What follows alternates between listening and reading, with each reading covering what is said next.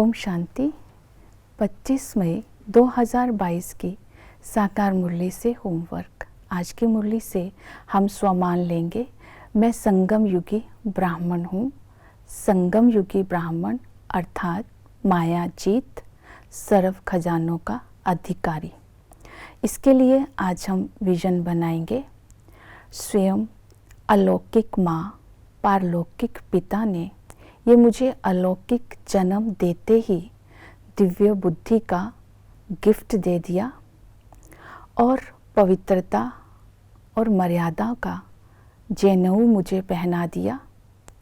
मेरे मस्तक पर आत्म स्मृति का तिलक लगा दिया और मेरे सिर पर जिम्मेवारी का ताज रख दिया। सर्व खजानों का अधिकारी बना दिया। इस संगम पर मुझ संगम युगी ब्राह्मण भाग्यशाली आत्मा को सर्व संबंधों का सुख दे दिया। इस तरह प्राप्त खजानों से आज सारा दिन अपकारी आत्माओं को भी शुभ भावना, शुभकामना की अंजलि देकर उपकार करते रहेंगे। आज की मुरली से धारणा के लिए पॉइंट लेंगे। बाबा ने कहा, जो तुम फिर से मनुष्य से देवता बनने जा रहे हो तो तुम्हें बहुत पुरुषार्थ करना है, याद की प्रैक्टिस करनी है। अर्थात जैसे धंधा करना, रोटी बेलना, पकाना, इसकी प्रैक्टिस की जाती है, इस तरह तुम्हें याद करना भी सीखना होगा। तभी तुम विश्व का मालिक बनेंगे, ऊंच पद पाएंगे। इसके लिए आज हम सारा दिन जो बाबा ने याद के टिप्स बताए हैं उनको अटेंशन में रखेंगे। बाबा की याद रह सकती है जब हम बाप समान बनेंगे। याद का आधार है समानता, संबंध, विचार सागर मंथन, प्राप्तियों को याद करना। और आज याद की विधि बाबा ने ये भी बताई, आज्ञाकारी वफादार बन करके मुझे याद करो तो बाबा खुश होंगे, अर्थात हमें विश्व का मालिक बना देंगे। आज्ञाकारी वफादार उसे बोलेंगे जो हर कदम फरमान पर चलकर श्रीमत पर चलता हो, उसे आज्ञाकारी वफादार कहेंगे। संकल्प, बोल, कर्म, समय, श्वास बाबा की आज्ञा के अनुसार होंगे तो स्वतः ही बाबा की याद रहेगी। तो आज बाबा की आज्ञाओं को स्मृति में रखेंगे। बाबा ने कहा निद्रा जीत बनो। बाबा ने कहा कोई ऐसा कर्म नहीं करो जिससे बाप की निंदा हो जाए। तुम्हारा हर कर्म श्रेष्ठ होना चाहिए।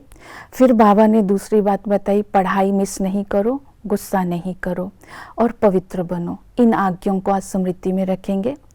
फिर याद तभी रह सकती है अगर समानता होगी। तो बाबा ने बोला कि तुम पारलौकिक बाप के समान बनना है तो तुम्हें अशरीरी बनना होगा। तो तुम निराकार बनकर निराकार को याद करेंगे, तुम मेरे पास आ सकेंगे, निराकारी दुनिया में आ सकेंगे। संबंध के लिए बाबा ने अटेंशन दिलवाया कि तुम बच्चे इस संगम युग पर बाप पर आशिक होते हैं और रथ पर भी आशिक होते हैं।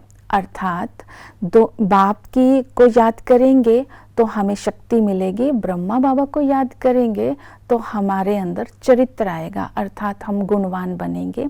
तो आज आशिक के संबंध से बाबा को याद करेंगे।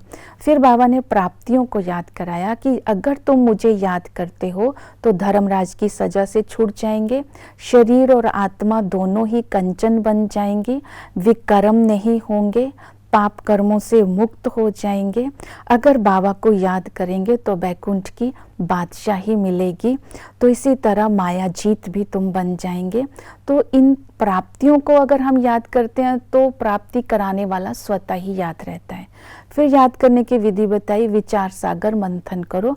सवेरे उठकर बाबा को याद करते समय विचार सागर मंथन करो कि बाबा हमें बेसमझ से समझदार बनाते हैं और बाबा हमें पुजारी से पूज्य बनाते हैं। बाबा हमें क्या से क्या बनाते हैं।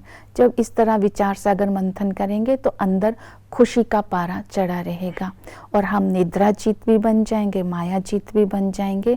तो इन विधियों से आज बाबा को याद करने का अभ्यास करेंगे। ओम शांति।